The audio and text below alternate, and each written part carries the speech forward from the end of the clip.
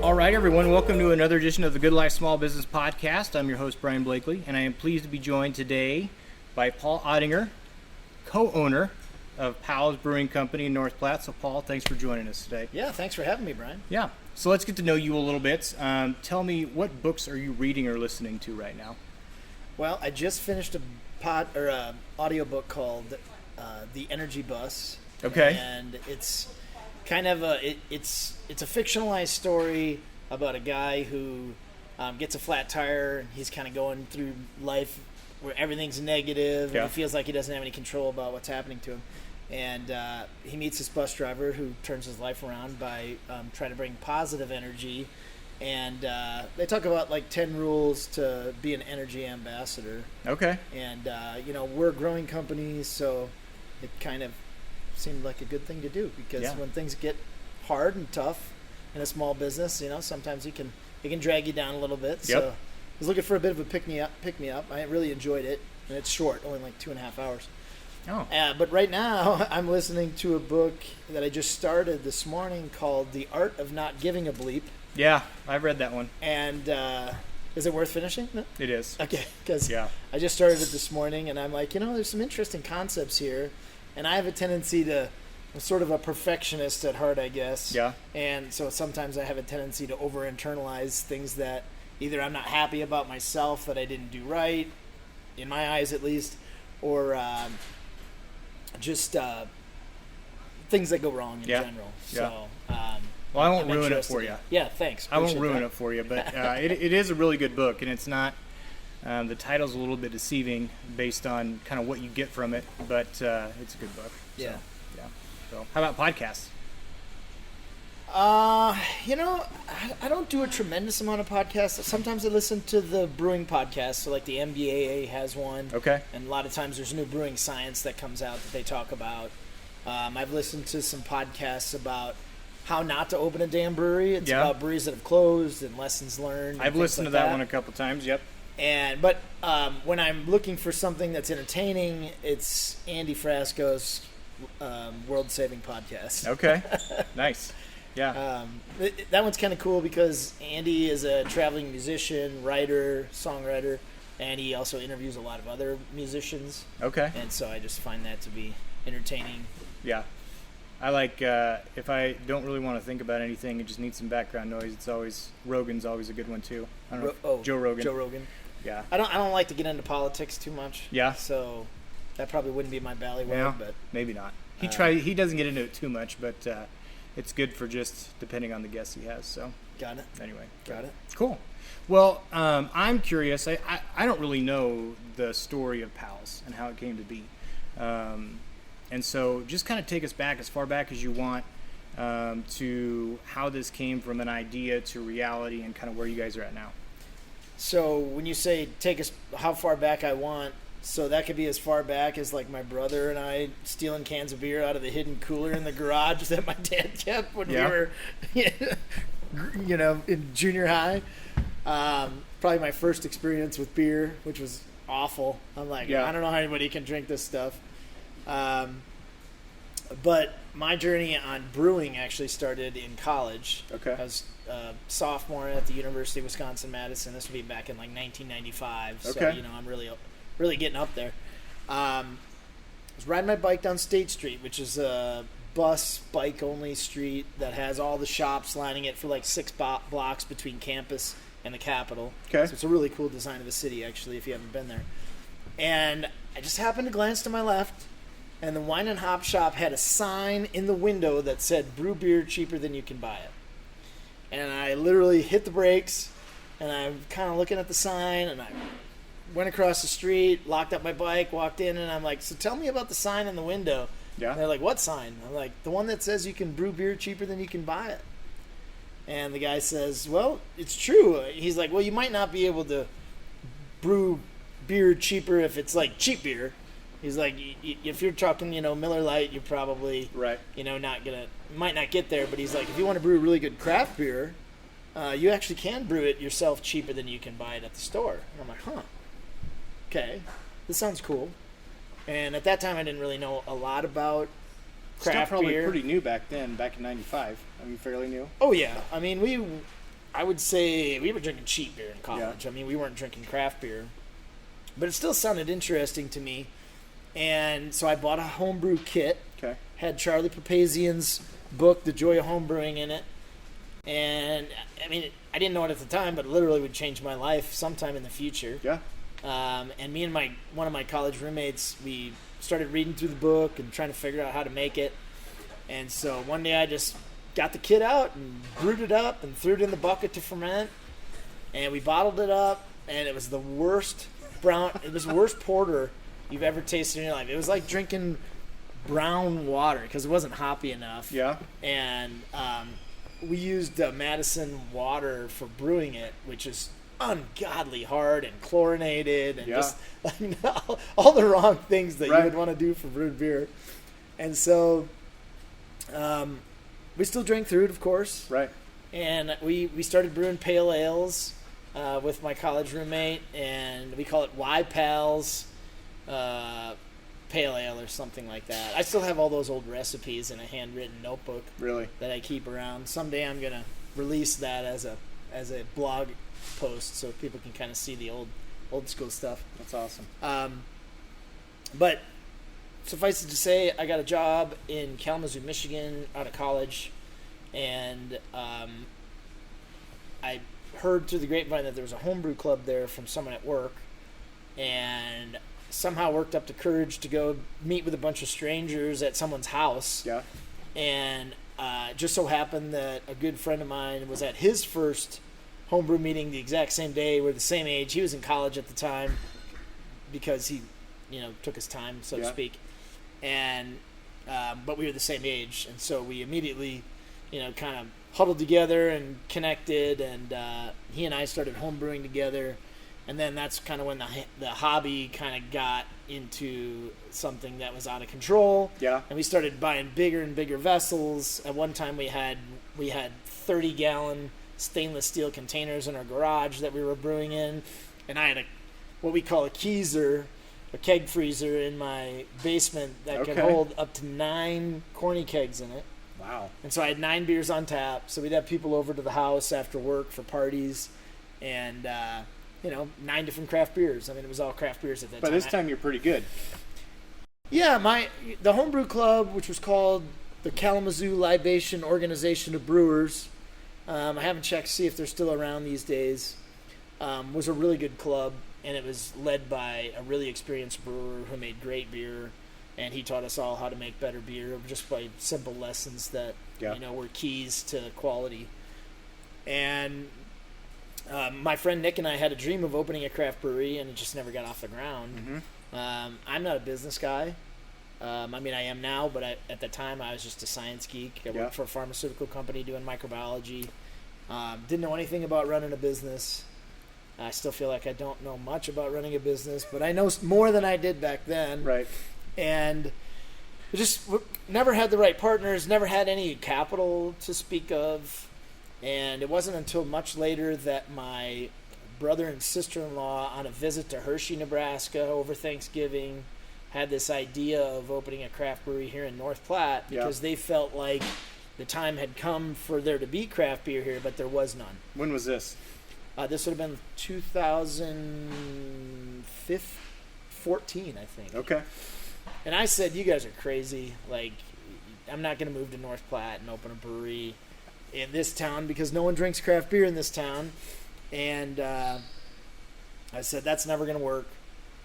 Next year, we came back out for Thanksgiving. We used to come out for about 5 days and do some pheasant hunting and sometimes deer hunting and duck hunting. And my brother got on me again, like, hey, we really need to open a brewery here. Like, it's 2015 now, and Kincaidor had been open then about 2 years, I think. And you could get craft beer from the east side of the state, and you could get nationals. You could get Sam Adams and stuff like that, but there wasn't a lot of local craft beer then. And this time I'm thinking to myself, okay, there's no craft beer in North Platte. Why would we do that? Wait a minute. There's no craft beer in North Platte. Maybe it's a marketing opportunity. Yeah. And we kind of felt like we could improve on the service models that had been here up to that point. Mm-hmm. We'd go out to dinner and sometimes, waiting there for 20 minutes for your waiter to come by or waitress, you thought, surely there has to be better service than this. Yeah. And so decided to take the leap of faith. My ex-wife and I decided that we would quit our jobs, move out here to get the brewery open. So we moved out here in 2016, and I've been here ever since. My ex-wife isn't here anymore. She's moved on to bigger and better things in Florida. Okay. And is doing great for herself. She got her business degree, and she's just kicking butt and taking names. Nice. And we've it's been a journey ever since then. And that's kind of how we got started. So when did you open officially in North Platte? St. Patty's Day 2017. Okay. So we just had our 7-year anniversary. In fact, Saturday was our 7-year party. Oh, nice. Congratulations. I try to move it to where it's going to be a little bit warmer. Yeah. This year I think it was too warm. Might have affected attendance a little bit, but that's okay. Yeah, it was a nice weekend. It was steady busy. It was fun to celebrate with people. Yeah, that's awesome. We had a casino night, so. Very cool. Yeah. Now, did you open in the building where we're at now? Yes, Yep. except a much smaller version of it. Okay. At the time, we had 5,000 square feet combined. It was just a rectangular building. And we realized in about our third year that we were not going to be profitable with the size of tap room that we had and the amount of overhead that we had to pay for on equipment and real estate. We had to figure out how to get some more seating. So it was especially hard in the winter when the patios couldn't be seated. And so we ended up coming up with an idea. My mom's boyfriend at the time is an architect, great guy, and he had this idea about just building some panels that we could, put everything around. We insulated up in the soffit. Okay. And then we put some heaters in there, and every fall we put the walls up. Every spring we take them down. Yeah. And that gives us about another 90 seats out there. And that's when we started to make a profit finally. So cool. That was a godsend. And then we didn't have any office space, and we didn't have this entryway vestibule that we're looking at over on the left here. Yeah. And so people would literally be standing over there in the entrance, waiting for a table when we were full. And of course they'd have the door open and the cold winds blowing in, and I finally talked my business partners into adding this vestibule so we could actually have a waiting area for people. And then we built the 2 offices to go with it, so we had some more office space. So that was the next addition. And then we expanded the kitchen 4 feet at some point. Okay. I'm going to say it was probably during COVID. Okay. We expanded the kitchen out 4 feet because it was ungodly small. Yeah. And it just was not working for the employees that had to work in there. And it's still a tight fit in there, but it's way better than it was. And then lastly, we just added on 3,000 square foot addition to the back of the building. Okay. And that gives us some more storage room and, place for expansion on equipment if we ever wanted to. Sure. And hopefully in a little event space back there. And so that's kind of where we're at now. So you're building to meet your needs, but kind of planning for the future as well. Yeah, I mean, we built it. One of the things that I wanted to mention about what would you do differently. We built this way too small to start with. Yeah. And we weren't profitable for quite some time. And that was not only stressful, but we had a great flourishing business that people wanted to be at, but we just couldn't seat enough people. Yeah. All winter long. And so one of the things that I would do differently is I would have went with my gut, believed in our abilities and what concept we were going to offer the community, and just built it bigger. Yeah.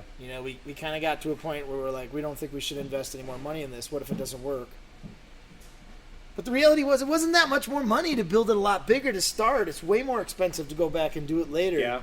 So if you're someone who's considering opening a small business and you're trying to skimp on it, I would just tell people, if you have an idea that you're confident in and you can meet a market need that you see as lacking, go all in. Don't go halfway. I say go for it. Would you listen to yourself though? If you could go, if you now could go back to that first day, do you think you in 2017 would listen and be like, okay, fine, let's go bigger? Or do you think there still would have been hesitancy? Because I agree with you, and hindsight's 2020, but it's kind of that delicate balance when you're first starting out, because you're just like, man, I just don't know. I wish I would have cashed out my 401k and invested it in the business instead of hanging on to my 401k. That's what I wish I would have done, because that was the only other financial reservoir, so to speak, that I had at my disposal. I would have been afraid to borrow more money personally. It would have been nice if the business would have borrowed more money. Yeah. But of course, you got to have a certain amount down for the bank to lend you money on a small business venture like this. So I don't remember if it was 20 or 25%. But I wish we'd have figured out how to do it. We would have been in a much better situation the entire time we'd been open. Yeah. But, you know, it is what it is. Yeah. And so that's my advice to people who are thinking about starting their own thing, is just believe in yourself and just go for it. Yeah. That's great advice. I mean, of course, do your homework. Sure. Have a business plan. You know, run through the financials of what you think you're going to be able to do. We so grossly underestimated our financials when we opened, as how many pizzas we were going to serve. Our business plan had something along the lines of 15 pizzas sold in a week or a day or something. Yeah. And on a business Saturday night, we might do 200 in the summer. Yeah, absolutely. So we were an order of magnitude off what was possible. Well, you never know. But to take a step back, what was the reception like? Like, how did the community embrace you? Was it, I guess I'm asking, were you wrong when you initially thought that craft beer wouldn't go over well in North Platte? No. Craft beer absolutely does go over well in craft beer in North Platte, in my opinion. And it kind of did right out of the gate. Yep. Of course, we started with some light beers that we thought would be things people would be willing to try. Yeah. But I also opened with Irish Stout because we opened on St. Patty's Day. And I'm like, well, if we're going to open on St. Patty's Day, we got to have an Irish Stout, because Guinness is one of my favorite beers. Yeah. And it was, I think, the local Rotary Club who asked us to do a soft opening event for them on St. Patty's Day. Apparently, historically, they had always had some kind of a party or gathering on St. Patty's Day, and they're like, oh, we would love to do it at your location. Do you think you could get open for a soft opening event by St. Patty's Day? And we all, business owners, all looked at each other and went, oh, hell no. There's no way we can get open by that date. And then we kind of gathered back together and said, this is really our target clientele. Mm-hmm. It would be really good if we could figure out a way to do this. So we actually moved up our planned soft opening date by 2 weeks. Oh, wow. And I had to figure out how to get the beer brewed and get everything ready for that date. And I think we had 5 beers the day we opened for soft opening, which was pretty good. Jerry Light was one of those beers that we still have that on tap. Yep. Irish Stout was one of those beers. We still have that on tap. I think Honey Wheat. I think Knobs IPA. Okay. And I don't remember what the other beer was off the top of my head, but we had I think 5 beers, and the response was phenomenal. Community was ready. Yeah, people loved the taproom feel. I think people felt like a tavern pub kind of welcoming space that people would want to hang out in. Yeah. And I would say in that first year, we kind of gave people a home that maybe had been lacking in town. And people kind of decided to make it their own home, for places to drink and go out to dinner. So the start was good. We just had too many expenses for profitability at that time and not enough sales.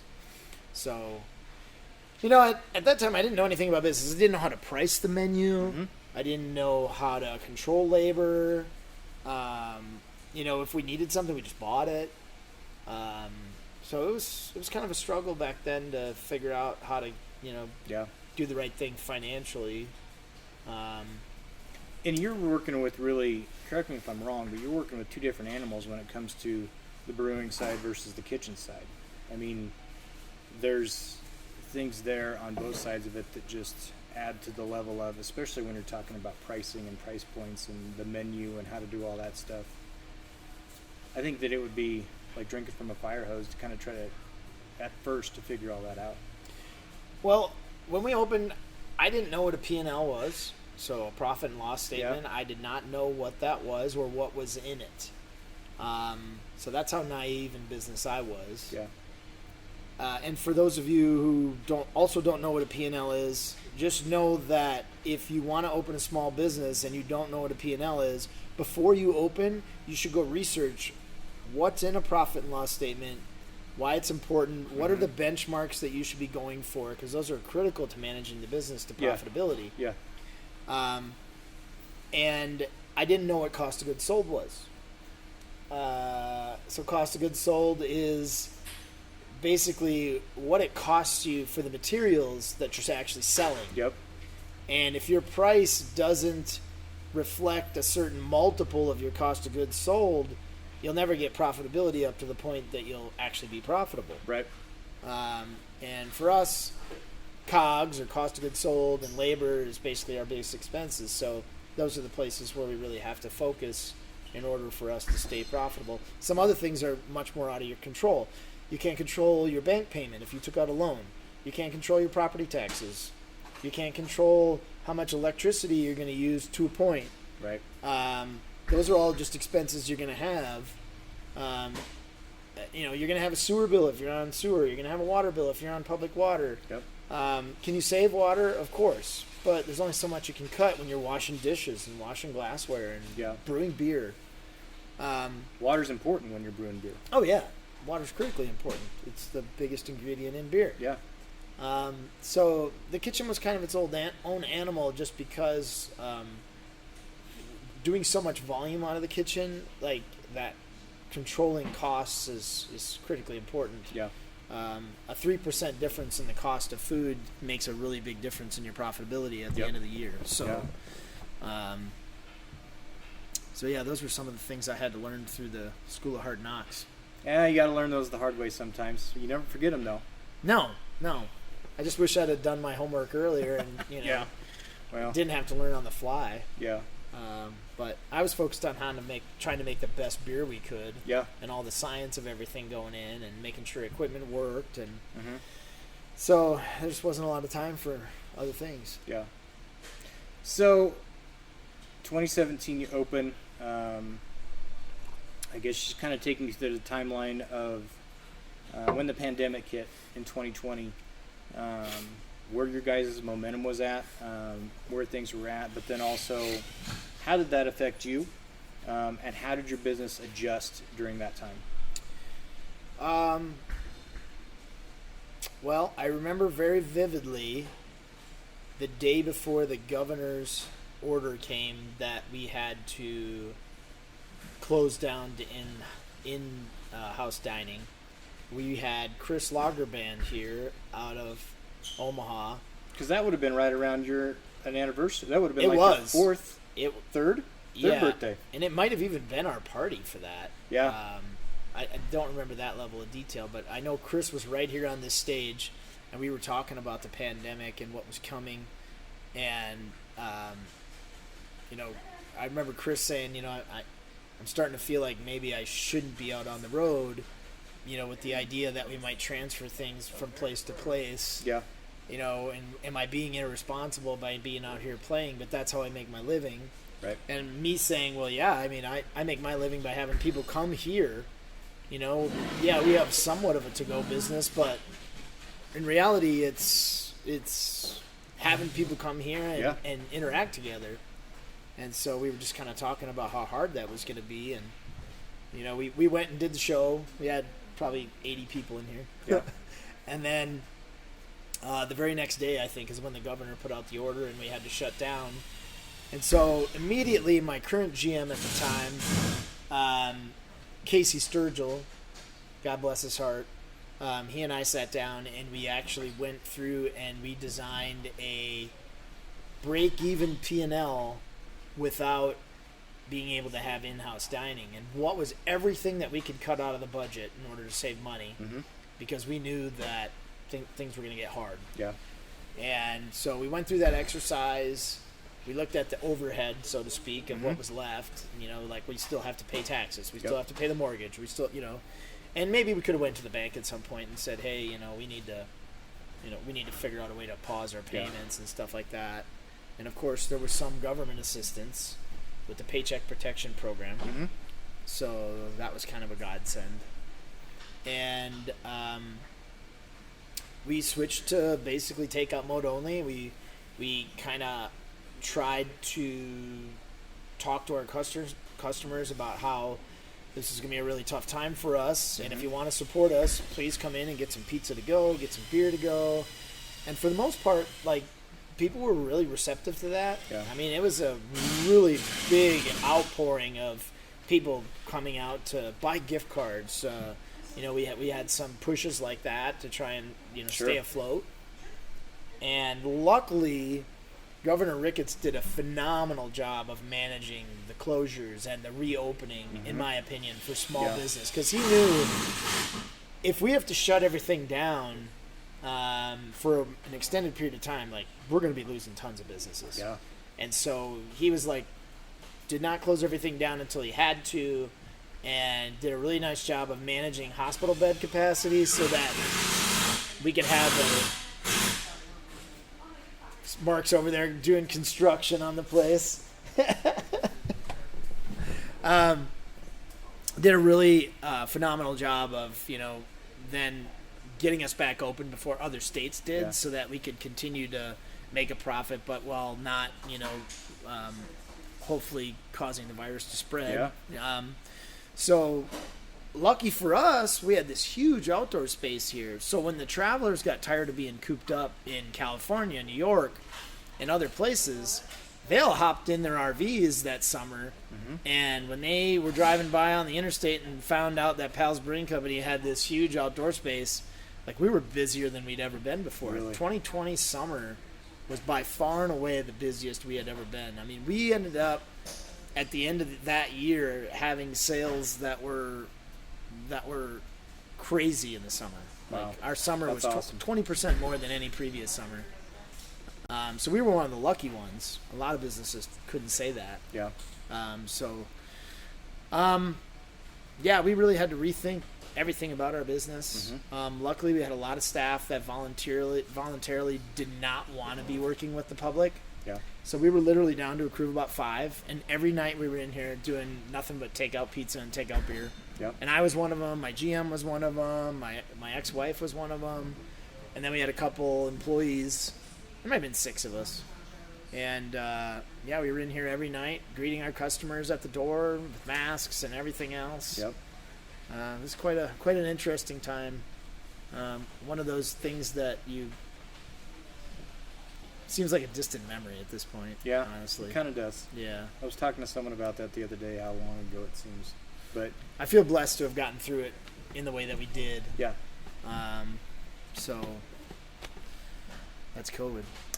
I think that small businesses, it's the ability to have something like that happen, but be able to adjust on the fly and to make changes, to do what needs to be done on a whim, really. I mean, for a lot of businesses, and to be able to adapt. I think it's just a great thing, and it's one of the freedoms that, if you are forward thinking, you can make adjustments on the fly, and nobody saw this coming. But I think there's a lot of businesses that, while it impacted some very negatively, there's others that have made the changes, and even going forward, realizing that, it was, they made the best of it. So. Yeah, if you were a big corporation, you were not quite as nimble. Right. A lot of big hotel chains and restaurant chains, they did not open up at the speed that we did. Right.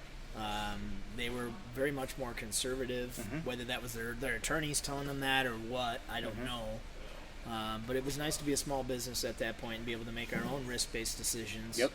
And we had a huge outcry from our customers that were just like, we want you open. Yeah. It was, we had a lot of our customers not wanting to wear masks and not wanting to, change their life, and just, saying, hey, I want the personal freedom to make my own choice. Mm-hmm. And guess what? If I get COVID and, you know, I have issues, like, that's on me. Yep. And they wanted to be able to make their own choice, and so they wanted us open and ready for business. Yeah. And so we said, all right, if that's what you guys want, like, we're on We'll be board. open. Yeah. And so we were open. I think that's a good boost for small businesses too. When you see when something like that happens and you see the support of the community, that they'll do what they can to help everyone get through it. Yeah. And North Platte was great at that. Yeah, Kearney was too. And there were a lot of communities that really, realized that this could be detrimental for small businesses, so we need to keep them going. So Yeah. it was good. What's one thing you wish you were better at when it comes to running your business? I would say I probably need to work on my chief energy officer skills. Yeah. Which was one of the reasons I wanted to listen to that audiobook. Hoping that it could help me put a little less focus on the immediate and more on the long-term health of our team. Mm-hmm. It's easy to get, for me at least, it's easy to get caught up in the minutia of what we're trying to do and the perfection of it all, which of course it will never be perfect. Right. And maybe being a better cheerleader as opposed to trying to control things that are happening. Mm-hmm. Whether that's, why do we have so much staff here when we don't have any business, or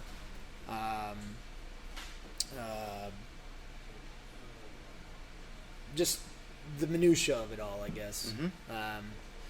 And so I would like to be better at that, and also maybe just a better people manager in general. I'm more of a science guy, like I said.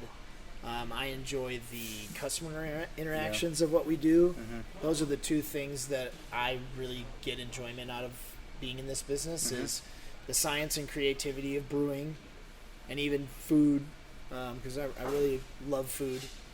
And I enjoy the customer interactions and the social aspects of what we do. Yep.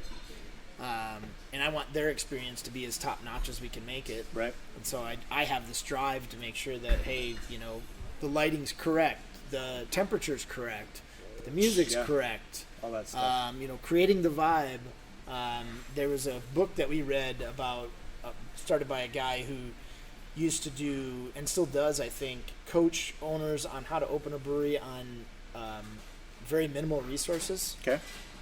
And one of the things that he talks about in his book is you want to create what's called the oyster of, the shell of when people come in, how do they feel when they're in your establishment. And so I'm very big on walking into the tap room and the temperature is always correct. Mm-hmm. These are things that I want my staff to pay attention to, and when they don't, I get frustrated. So I kind of wish I was a little bit better at people management, I would say. And our business is changing. We're in the process of trying to bring on some new professionals to work here, try and take our business to the next level. And so hopefully I'll be able to back up and kind of take more of a 1,000-foot view instead of a 10-foot view. Mm-hmm. So that's kind of my hope for myself. Working on the business, not in the business as much. Exactly. Yeah. Exactly. Yeah. Because I think we have a lot of opportunity here that we haven't realized yet with our, the size of our space. Yeah. We were in the process of opening a drive-through coffee trailer in the front yard. You saw Okay. that trailer Yeah. out there? Yeah. And so Misty, my kitchen manager and wife, is got a crew of baristas out there right now. They're working on all the things we need to do to prepare to open. Nice. So next couple weeks here, we should be open and serving espresso drinks, and we've got some food offerings out there that we're going to start with. Very cool. And we'll be doing smoothie drinks and frappes and fruit smoothies and all kinds of stuff. Yeah. Very cool. So that's one thing we got going on, and then I've been planning a music festival since November. Okay. That we're going to have the first weekend of summer. Okay. And we've got some really good music acts booked for that. And first weekend of June? it'll be May 30th, May Okay. 31st, and June 1st. Okay. May 31st and June 1st are going to be kind of all afternoon and evening deals. But we've got some really good headlining bands, and actually, hopefully, going to be ready to announce that full lineup this week. Nice. So more to come.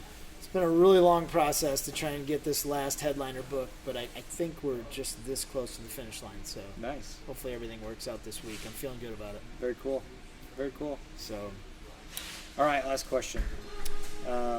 Someone comes to you and they say, I'm thinking about starting a small business. I think you've touched on it a little bit, but what's one piece of advice you would give them? Yeah, I think, believe in yourself and just go for it. Yeah. If you've seen the market niche, and hopefully you've done your research and homework, do your due diligence with a financial assessment of what you think you can actually do. But don't sell yourself short. Sometimes when you go too small, you don't realize the profits that you otherwise could have, and that's what happened to us. Mm-hmm. And also, don't be afraid to hire people that are smarter than you. Yeah. That served me well in previous lives, previous jobs. Take that to heart in your small business too. Mm-hmm. It doesn't have to be all about you. It Right. takes a team. It's okay if you're not the smartest one in the room. That's right. Be a leader. You don't have to know everything. Yeah. Use your team to the best of its ability, and use people for their strengths, and encourage that. Absolutely. Yeah, it is a blessing to watch others kind of grow in a role and flourish and use their talents. And I've said it before on past podcasts, but that's not really as an unintended consequence for starting a small business, that it can be really rewarding to see other people that, want to help your business grow, but also flourish. It's been a really fun experience to see the kids that we've hired and have moved on to bigger and better things. Yeah. After they've worked here, whether they've worked in the kitchen and now they're in college, or whether they've been a server and now they're, have decided to either go out on their own, or they're found a professional career that they enjoy more than this, because this isn't really a life job, right? It's been really fun to nurture and see people, improving themselves Yep. and moving on in their path and journey. So I do really enjoy that with the employee side of it. Absolutely. Very cool. Well, I'm sure you're a busy guy. You got a lot going on. So I appreciate the time. How can we find out? So as far as the music festival you got coming up, you guys are on Instagram, you're on Facebook, website. How can we find out more? The website is really the best place to Okay. go to see all of our events, to see what beers we have on draft, to see our food specials. The website is really the best place to go, but I know a lot of people don't, have the time to go out and check individual websites. So Right. We do our best to put all our events on Facebook. Okay. We post about once a day with what's going on here, because we have a lot of events, obviously. We also have beer releases and new food offerings and just different stuff going on. So those are probably the two best ways, I would say. Got it. But we also do post a lot of stuff on Instagram. But the website's really where it's at. And if you're interested in the music festival, there's an event link to that on our website. Okay. It's also should be announced this week on Facebook, and so Okay. if you see that and you want to help us out, please share, so Yes. that thing goes viral. Yep. And hopefully we can sell enough tickets to be able to, break even and do it again next year. Absolutely. So that's the goal. Sounds good. So Paul, thanks so much. I've been here before with my family. We were outside. It was last summer, and we had a great time. I've seen you guys on social media and things like that, and so it was really a pleasure to sit down and just get to hear your story a little bit more. If you're listening to this and you're going to be going through North Platte, make sure you stop, grab a beer, have some pizza. Come check out the atmosphere, because it really is great. And so thank you very much for your time. I really do appreciate it, and nothing but best wishes for you guys going forward. Well, thanks for having me on, and I do have to say that I think this was a first. I think this is the first interview I've ever done without a beer. Really? Well, I'm not sure how that happened, but I can always come back. We can have a beer then. Yeah, normally I try to be an ambassador for my own beer. And, you know, sometimes when you're doing these interviews, it has a tendency to, you know, lighten you up a little bit, you know.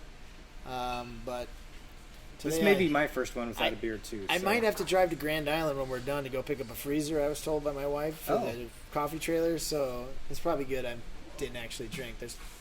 Maybe someone was smarter than me when they told me to get coffee instead of beer. Well, we've got a good excuse for a follow-up then. Right. Absolutely. Oh, make sure you...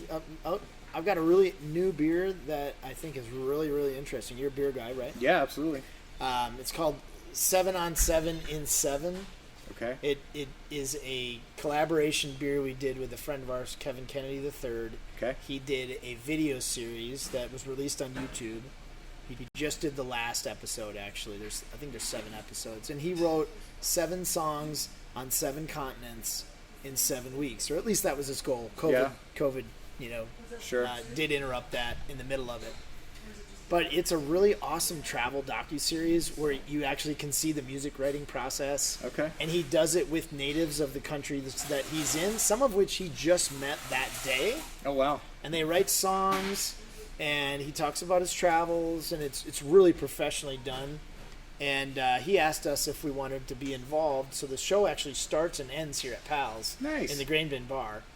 And I told him, well, if you're going to write 7 songs in 7 weeks on 7 continents, and you pull that off, when you come back, I'm going to make a beer with 7 malts, 7 hops, and we're going to release it and enjoy it. And so we just had a party up at the Fox Theater for his last episode.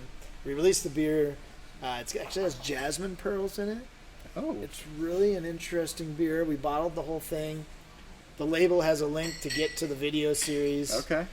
Which if you haven't seen, I swear to you, it is as good as anything on TV if you're into travel and different cultures and, of course, music.